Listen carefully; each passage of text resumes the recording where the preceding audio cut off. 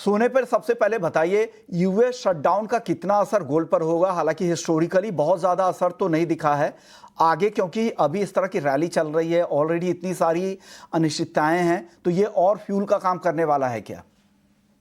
Thank you विश्वमन ji show पे बुलाने के लिए। और ये जो अभी न्यूज चल रहा है यूएस शटडाउन को लेकर के, हमको ये समझना जरूरी है कि जो कांग्रेस ने बिल पास किया है वो अभी एक्सटेंड होने के लिए बचा है कुछ ही दिन।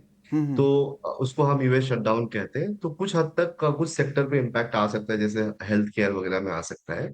या लेकिन कुल मिला के ये जो अभी यूएस शटडाउन का जो हम बात कर रहे हैं, नो डाउट मार्केट उसको पॉजिटिवली परसीव करेगा गोल्ड सिल्वर को देखते हुए। एंड उसके चलते हुए जैसे अभी हम गोल्ड, अभी हमने बात किया कि हिस्टोरिकल हाई के आसपास चल रहा है, और कुछ ही परसेंटेज बाकी है जो $4,000 जो कहते हैं साइकोलॉजिकल लेवल इंटरनेशनली गोल्ड में, वो आने के लिए आई थिंक 4-5% और रह गया है। तो मेरे ख्याल से वो एक शॉर्ट टर्म में वो तेजी बन सकती है। और इंडियन मार्केट